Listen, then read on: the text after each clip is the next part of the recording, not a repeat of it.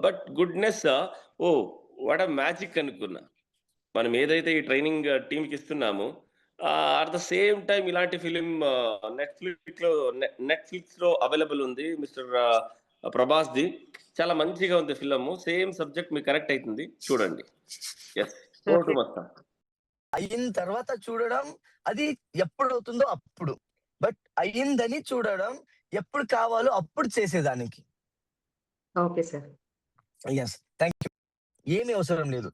లేదు మాకేమి కావాలో ఈ సిట్యుయేషన్ చాలా బ్యాడ్ ఉంది. బట్ మాకు కావాల్సిన సిట్యుయేషన్ మేము క్రియేట్ చేసుకోవాలంటే డెఫినెట్‌లీ ఈ టెక్నిక్స్, ఈ ట్రైనింగ్ వెరీ ఇంపార్టెంట్. మీన్స్ ఇక్కడ మేము చేయాల్సిన పని ఏంటంటే, చాలా మంది ఏం చేస్తారంటే, ఇప్పుడు ఇలా ఉంది. ఇంకా మేమేం చేసేకవుతుంది? ఇలాగే ఇది ఇది ప్రాబ్లమ్ సాల్వ్ అవుతుందిలే. ఇది ఎప్పుడవుతుందో అప్పుడు చూసుకుందాంలే. 100% అలా కాదు. మాకిప్పుడు చేంజ్ చేసుకోవాలంటే ఇప్పుడే చేంజ్ చేసుకోవచ్చు. అండ్ వెరీ ఇంపార్టెంట్ ఈరోజు మేము డిస్కస్ చేస్తున్న టాపిక్ విజువలైజేషన్ గురించి డిస్కస్ చేస్తున్నాం. Power of visualisation. విజువలైజేషన్ ఎంత పవర్ ఉంది. అది ఎలా ఎప్పుడెప్పుడు చేయొచ్చు. చాలా మంది విజువలైజేషన్ ఎప్పుడు చేస్తారంటే మార్నింగ్ లేసిన తర్వాత చేస్తారు. అదైన తర్వాత రాత్రి పనుకునేటప్పుడు చేస్తారు. ఈ 2 టైమ్స్ చేస్తారు. బట్ అలా కాకుండా ఎనీ టైమ్ విజువలైజేషన్‌తో మేము రిజల్ట్ తీసుకోవచ్చు. ఎనీ టైమ్ రిజల్ట్ తీసుకోవచ్చు. పెద్ద పెద్ద రిజల్ట్ తీసుకోవచ్చు. చిన్న చిన్న రిజల్ట్ తీసుకోవచ్చు.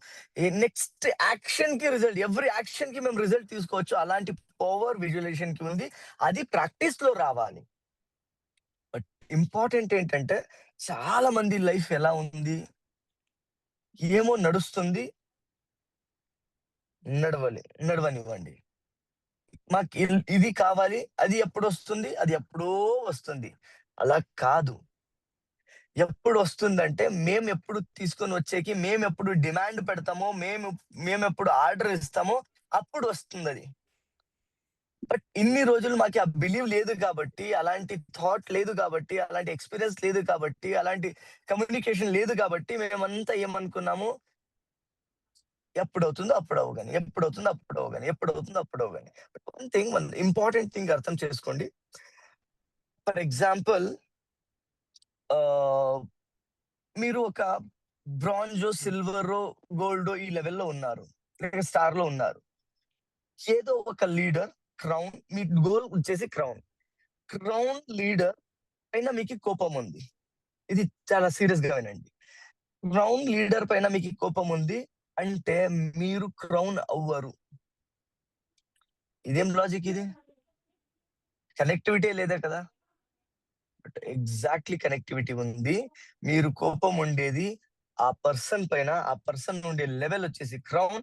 అంటే డైరెక్ట్‌లీ, ఇండైరెక్ట్‌లీ మీరు ఎవరి దగ్గరైనా మాట్లాడేటప్పుడు ఆ పర్సన్ ఎక్స్‌వైజెడ్ పర్సన్ సరిలేదు.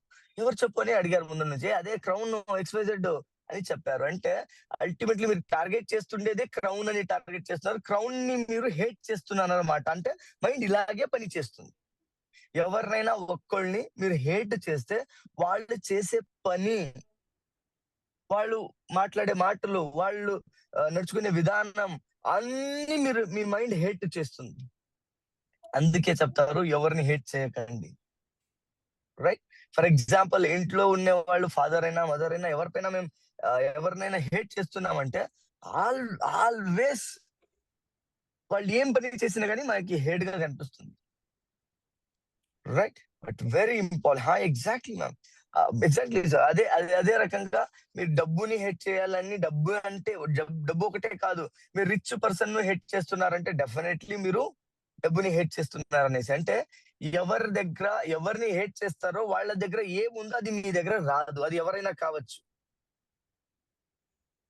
ఏమైనా కావచ్చు. మీన్స్ అందుకే అనేది forgiveness very important. Yes. Visualisation ఎందుకు చేయాలి? విజువలైజేషన్ చేస్తే ఏమవుతుంది? చూడండి